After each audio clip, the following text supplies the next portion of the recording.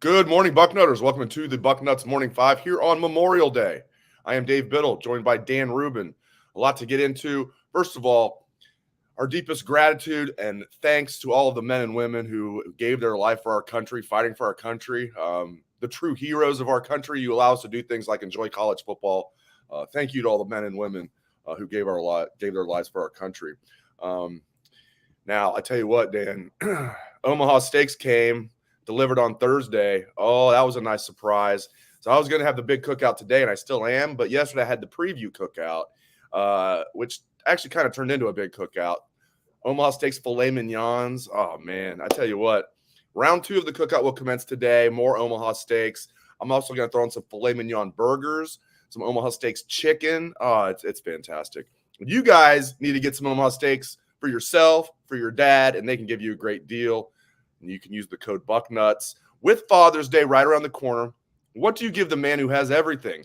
Easy. You give him an experience he'll never forget. You give him Omaha Steaks, because a world-class dad deserves a world-class steak. The Father's Day experts at Omaha Steaks have made it easy to put a smile on the big guy's face this summer with hand-selected gift packages starting at just $89. Go to omahasteaks.com. Use the promo code Bucknuts at checkout for an additional discount when you shop gourmet gift packages for Father's Day. They have the best steaks, chicken, pork chops, burgers, and more.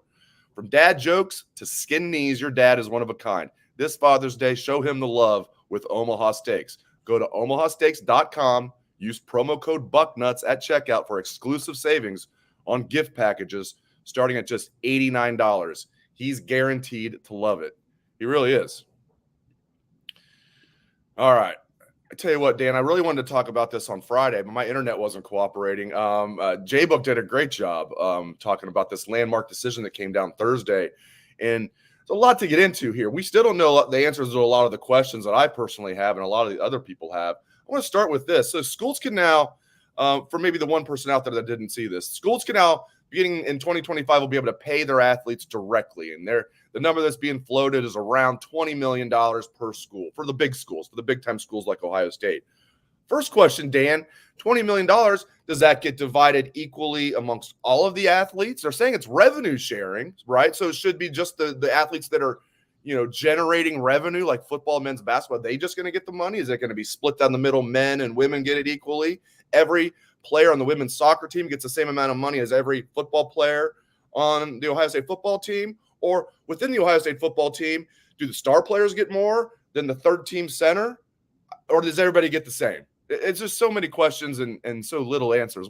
What's your take on some of those questions I fired at you? It's always great for your first question to be so many questions, so little answer. Hey, how about an answer? Yeah, your guess is as good as mine in a lot of ways here. Let's work with some of the things you said there.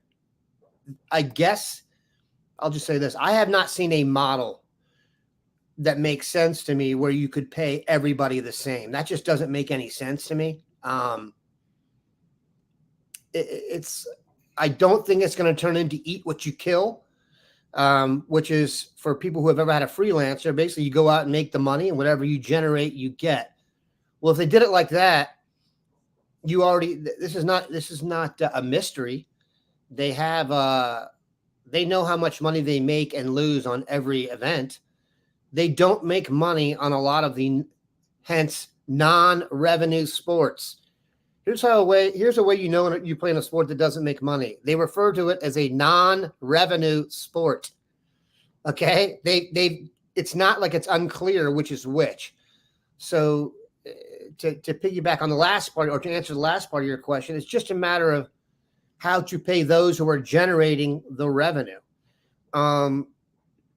When people say pay the other players for the other sports, understand that those sports are running at a deficit before you get to the point of fan base or anything like that. The football team and the basketball team at Ohio State, for example, are underwriting the rest of the athletic programs. Right. That's really the question we're asking here. So I don't think it's going to be a case where, the star soccer player makes as much as the star football player. But that said, you're going to run into some issues because there are schools, for example, Connecticut's women's basketball team generates a ton of revenue. You know what I'm saying? So you're going to get into things where, look, the gap between the number one basketball men's revenue and number 7 men's revenue is probably not that big of a difference. Whereas at Connecticut, the number 1 women's revenue versus number 7 could be vast. So here's what I do know and what I found kind of interesting. Clearly, the money has been there all along because we're paying these players a ton of dough now, or what they deserve or whatever. And I don't see any donors missing a meal. Okay. You know what I'm saying? The money is there. It's just a matter of how to divvy it up. So I do think in the long run, and what's important to the people on this show, I would think. I think Ohio State football learned its lesson from the first time around, that whatever it is, they know they're going to have the resources and opportunity to be at the top. And I think we'll be at the top more quickly than we were this time when we had to go through like NIL. What is this? Oh my God. Oh yeah. Ohio State's fan base is arguably the most powerful in the sport, and our donor program has followed suit.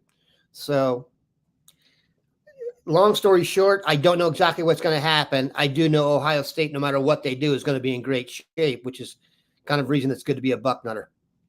Let's talk about the future of NIL and how that is going to be impacted by this. I have a very good source that told me it really won't change much in NIL. And the source pointed out at Ohio State, the initial thought is, again, there's just brainstorming. The initial thought is with that $20 million, and that's a rough estimate again. It's not going to be exactly $20 million. They're thinking roughly at this time, $10 million to the men's sports, $10 million to the women's sports. And they don't know exactly how they're going to figure it out from there. But that's what I was told. $10 million for all of the men's sports at Ohio State. And then once you get down to football, I mean, that's not even going to pay enough to have have one of your star players stick around for an extra year. They're going to need a lot more than that money, obviously. So my source told me nothing's really going to change when it comes to the foundation, the 1870 Society, the 2 main collectives. They're still going to do everything that's needed to be done to kind of foot the bill for the football team. Now, is they ultimately going to work out that way? We'll see.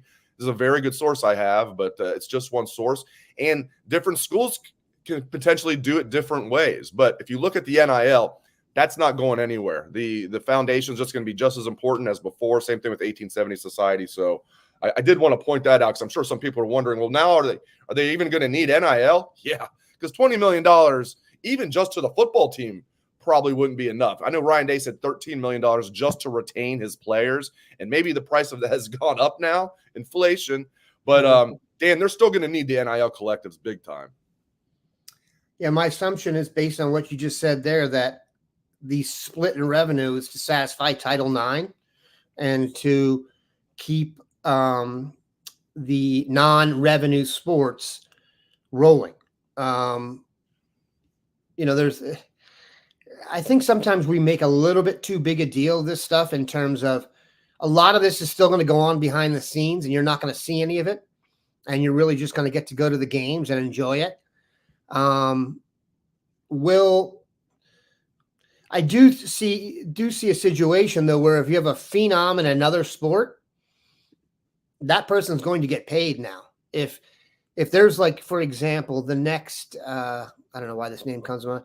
Let's say there's a youth soccer player who's like the future of women's soccer, and you can get her to go to Ohio State and she puts people in the stands, like a soccer version of Caitlin Clark. She's going to get paid, and she deserves to get paid now.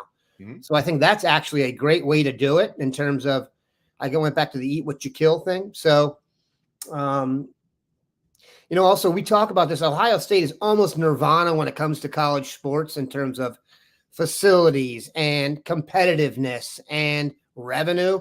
So every time we go through one of these things, I just remember how lucky we are to be Ohio State fans, and that all I'll say is this: I don't care what happens with the money. We're going to be ranked in the top 3 in football. Okay.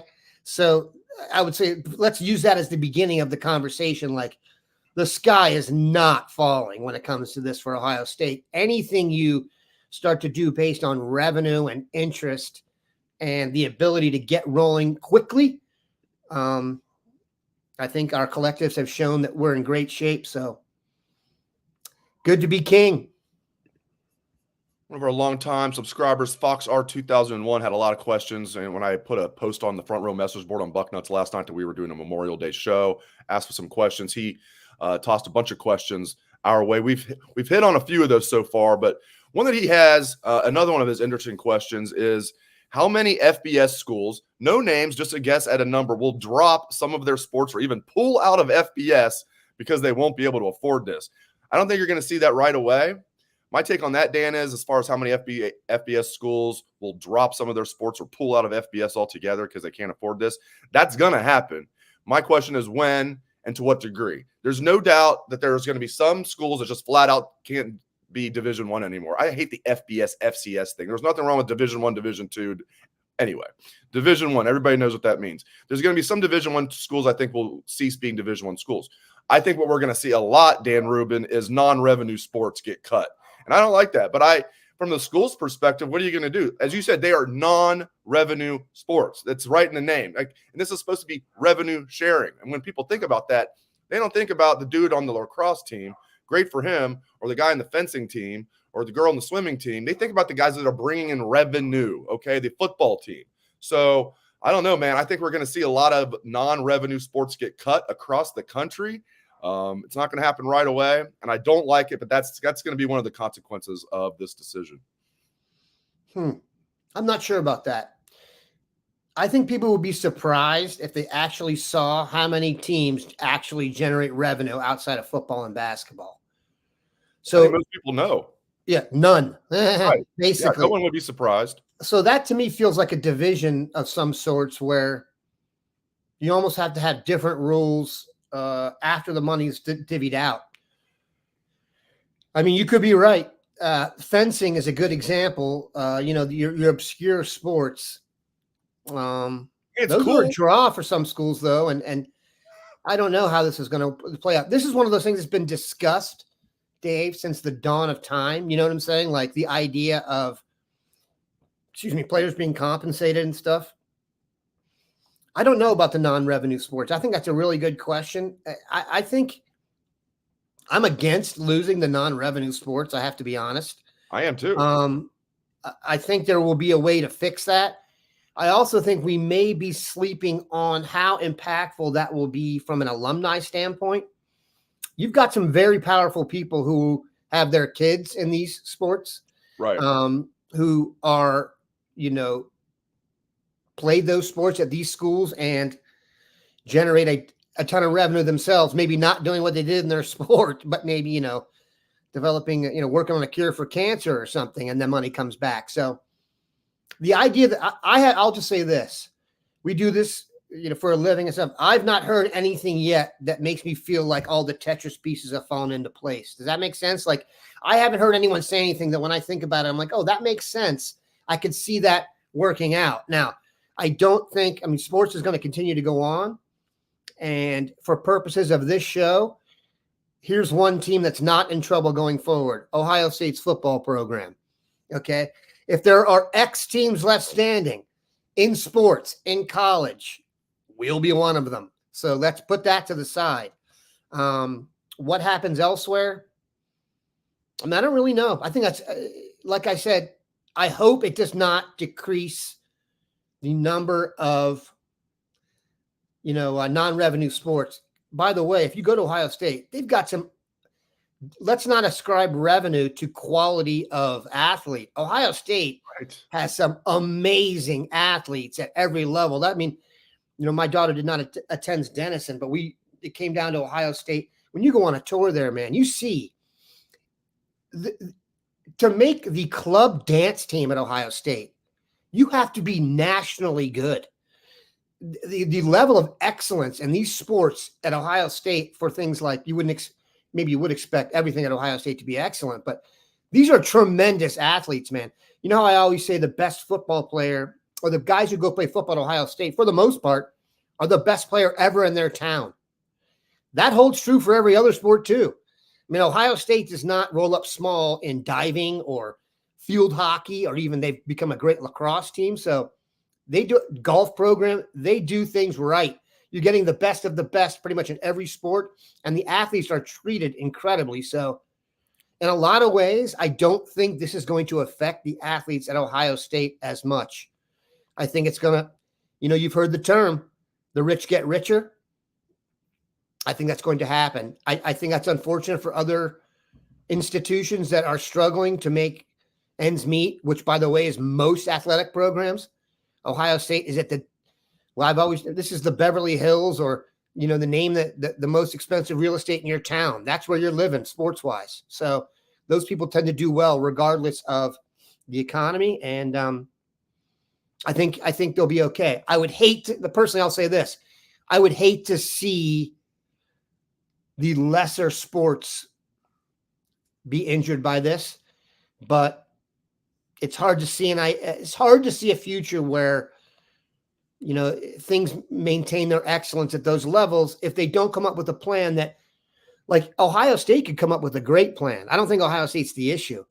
What about, I don't know, I don't want to say another school. Let's just off the top of my head, Akron. Akron does not bring in as much money as Ohio State, and they've got to fund a similar number of programs. You know what I'm saying? That's not easy to do. So I don't know. Arguably, we're going to see, I think what you're going to end up seeing is the power basketball and football. It's kind of put off to the side or put above, not the side. And then the rest kind of fall in where they may. But it's a shame. Yeah, I love Ohio State's Olympic / non-revenue sports. Men's tennis is another one. They just won the doubles national championship.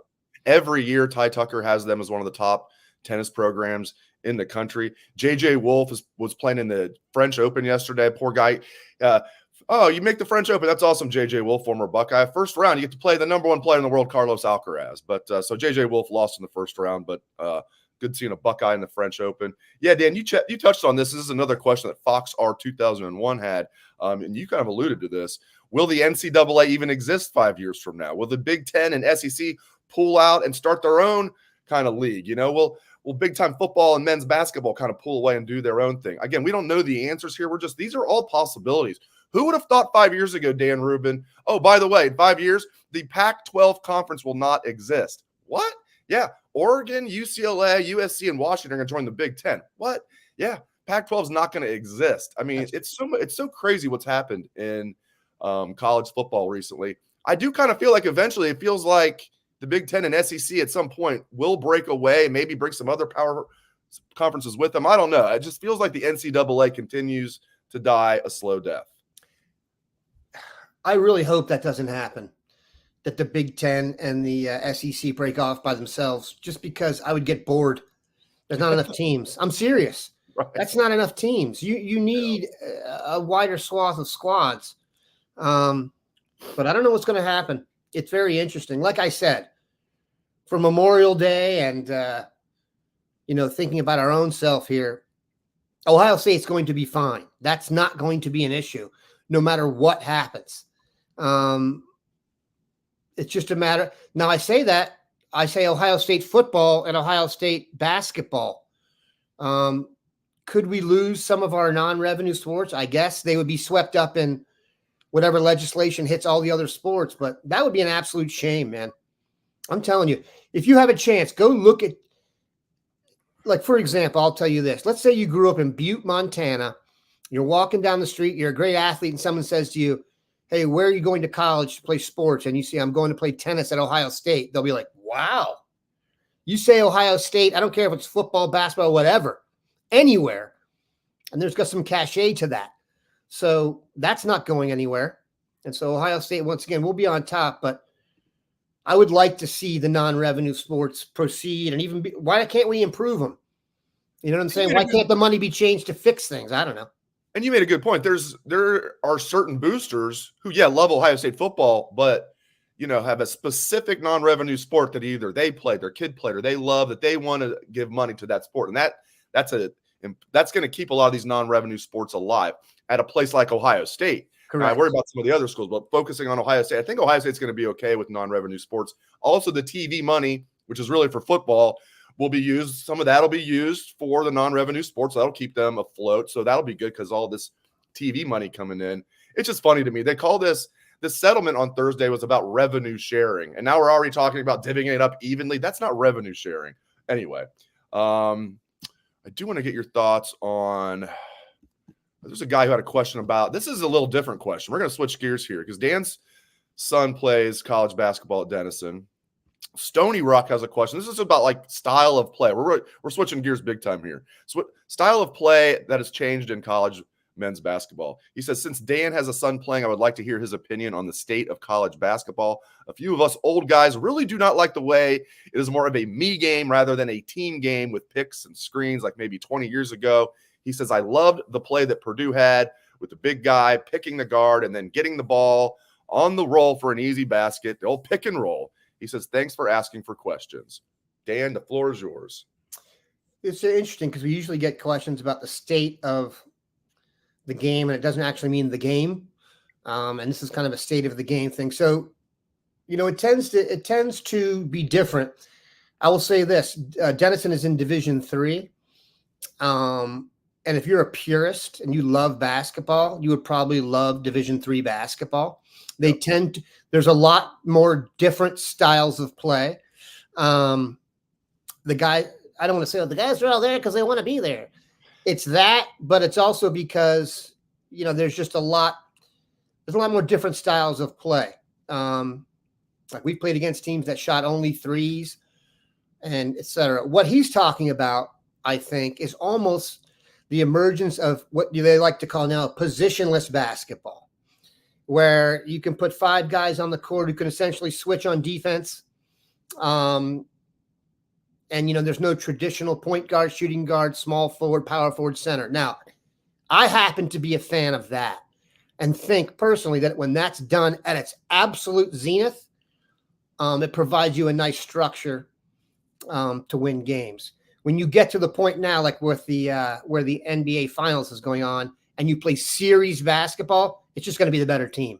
No team has ever won the NBA championship in a series and been a fluke. Okay. Basketball in the NBA is different because you go from a single elimination sport to a series sport at the end of the year. That's different. It's not single elimination. So your ability to do certain things consistently gets highlighted. And I like to think in the NBA, one thing I love about it, I know a lot of people don't like the NBA, is the best player tends to win. If you really think about it, this is the reason the Celtics are not going to win. The Celtics do not have the best player. They never have, and they never will. And they get to this point every time. And I'm sorry to digress quickly on this one, but I have to. I want to get this on the record. If you try to run a marathon 7 times and you get 24.5 miles each time, maybe you're not a marathon runner. Maybe you're not going to break through. No team has been to the finals of their conference 6 times and not won like that. Because it comes down to the best player. Honestly, the 2 best players, at least at the end of the game, are on the Mavericks. The beauty of where basketball is going, though, is that it's completely malleable. You know what I mean? The 3-point shot, Dave, is so impactful. So I grew up a Georgetown fan. My favorite team ever was the Georgetown team that beat Houston in the championship with Drexler. With Olajuwon. Drexler was gone. Go back and watch those games. They're hard to watch. It's a bunch of 6'9" guys packed in the paint, double teaming everybody, and then shooting 17-foot jump shots.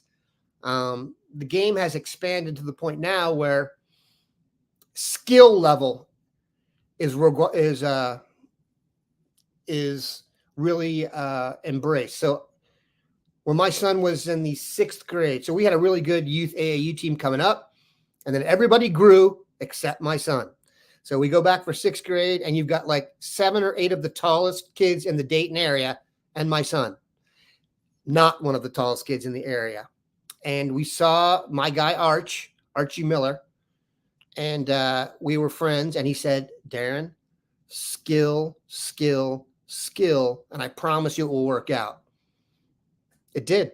It's a skill-based game. The reason the Mavericks are winning is skill. They have the 2 most skilled guards in a long time. Okay. Yep. And what comes true over the course of basketball is skill, not anything else. So in terms of how the game is played, I'm interested to see how Ohio State deals with this going forward, to tell you the truth, because I have not personally agreed with how they've run things over the past few years in terms of flow. Even at the end of Thad's run, when we would go into the tournament, he'd be like, "We're still trying to find our identity." I'd be like, "Oh, we're screwed. You're searching for your identity heading into a postseason tournament. You ain't finding it." But I think the game, what you saw with Zach Edey is an outlier. Zach Edey, just to get back to the original question, if this was, who was the big guy from Connecticut that got drafted second overall a few years ago, 5-10 years ago? Zach Edey would have been the first or second pick in the draft in 1982. Yeah. No longer, man. You saw what happened last night when, Rudy Gobert is the defensive player of the year, and he's almost getting played off the court. So, defensive player of the year. The Athletic did a story quoting anonymous players, current players, over 100 current NBA players. And the runaway favorite, or the runaway winner, or I guess loser for most overrated player, Rudy Gobert, according to current NBA players. Game knows game.